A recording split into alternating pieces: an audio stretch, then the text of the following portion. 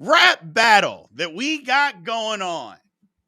Kendrick Lamar, J. Cole, and Drake. Now, look, I'll be the first to admit this is not necessarily my biggest forte, but I dabble in it. I dabble. And my question for you, Chris, because this is your area of expertise. Yeah. Do we need a rap battle? Do we need this to satisfy? We had them in the 80s. I mean, hip hop was basically started on it. But do we need it in the 80s? Like they had them in the 80s, in the 90s. The 90s got crazy. Do Yes. we need a good rap battle to keep us all engaged? And I'm glad you asked because that's the real reason for the camo today. Everybody that grew up in the no limit era, everybody knows like rap is back. Like they're going to war, and yes, we need it. It's what makes rap great.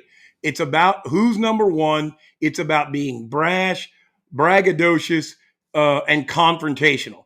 That's Okay. what rap's about. So all of this sing song stuff and these guys that get along and or they're too sensitive and they go to south side of Chicago, Memphis, Miami, and they shoot it up. No, put it on wax. That's what made this great. Going back to Cool Mo D and LL, NWA, and Ice Cube, Tupac and Biggie. Of course, they took that one too far.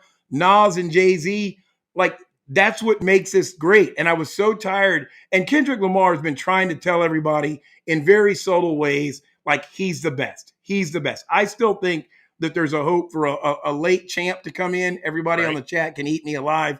But Kendrick's been trying to say he's the best. So then J. Cole and Drake come out and start talking about the big three. And man, when it comes to anything, we're not talking about the big three. We're talking about the GOAT. You need to be in the GOAT debate. And to be in the GOAT debate, you got to be the best currently. And Kendrick finally said, F the big three. It's just big me. That's the punchline from the song. Um, there are sides to this. Future, who I thought should have a Super Bowl, and you hated on it. Yep. Future and Metro Boomin are on that side, and then Drake and J. Cole are on the other. So it's being an epic divide. And I think the only thing that's going to come out of it is great work. Because so far, that's album of the year. And I've had it on repeat on my commute. So, yes, we need these battles. And I'm willing to take any question about it right now. So, Lord have. As long as yeah. we can keep it civil. Do Yeah. we need to keep it civil? Because we know what happened in the 90s. Now, the Right. thing about it is these guys weren't brought up. They're not from that cloth. So that's a little bit different. Tupac was from that cloth. He had absolutely no chill, no Right. slowdown, no nothing. But it was a different time. It was a totally different time. But I also think it's also where some of the guys are from. And these guys don't happen to be from or mixed in with the riffraff that it can No. get violent, that it can get ugly. Am I right or wrong about that? You're absolutely right. These guys are $100 million and up. These guys have elevated themselves from all that. I don't think it's going to get violent. I think it's going to stay on albums, and that's where we need it. But we do need some iron sharpening iron. I'm so tired of people getting a pass. You know, Right. I went through today just because I don't really work when I'm at work, and I was like, listen to how many times Kendrick and Drake have been on the same song. Drake and J. Cole have been on the same song. And every now and then there's a little slight, the song where it says, I love bad, I got an effing problem. That's 2 Chainz, Drake. Everybody loves that song. Well, Kendrick in the final verse, which the best guy always goes last, he kind of says, this is the finale. And he kind of goes just a little bit of a hint at he's better than Drake. And so I'm like, here we go. That started 7 or 8 years ago. These guys have been so soft, so tiptoeing around the money. Right. They've all got their freaking handful of Grammys. Let's go. Let's battle. I got it. Best rapper right now, that's a vote. It's Kendrick. And you can't vote any Yeah. other way. Only Ashford would vote for Drake because he is secretly in love with the man. But no, right now, Kendrick, he killed him and there's been no response. Yeah. So That's the whole thing. Now, here's a question. yes. Is there going to be a response from Drake? Is he going to come out quick with it? Is he going to come out going to take a minute to come out? Or is he just going to pump the brakes and say, you know what? I don't even want to engage in this. I'm just going to move on and be above the fray. If he does the latter, I should say, does that mean he lost? Because I kind of think it does. Well, hold on. If Drake doesn't act on it, and I think that all Kendrick Lamar did by having just a verse was want them to act because he must have had a bunch of material ready to go. They didn't act on it. So if Drake doesn't act and J. Cole doesn't act, then they both take an L.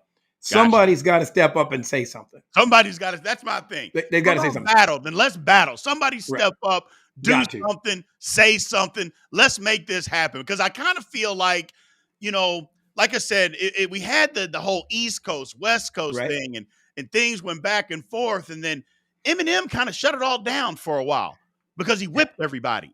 Yep. And then we really haven't had that real good rap battle. I think we need to get back there. We got a good question here, though. Yeah. Peanut Gallery, or let me say, the Goon Squad. Goon Squad. Best rap album ever. Chris Claiborne, what do you got? Man, you know what? In the Tupac versus Biggie debate, a lot of us, guys that were in our prime in that time would have gone Tupac. I think he was a hotter at the time. But as it goes on, Biggie was the better of the artists.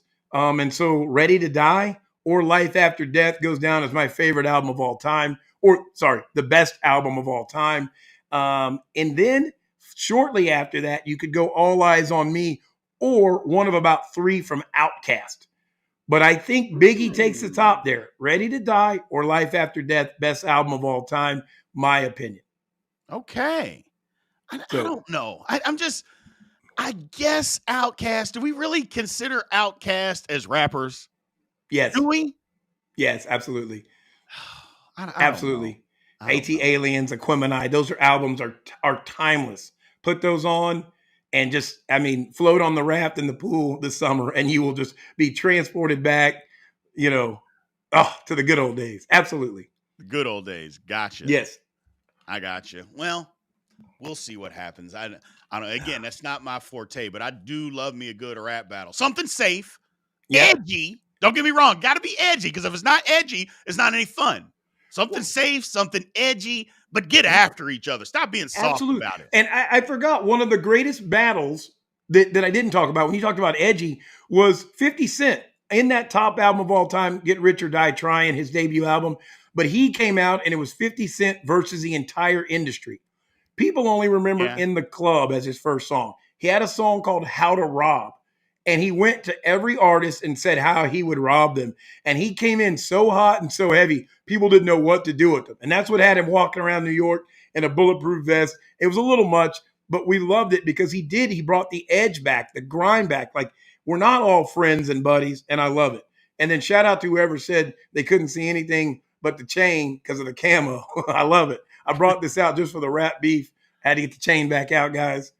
My instant replay champion chain is not in yet still. It's at the jeweler. Unbelievable. It's at the jeweler.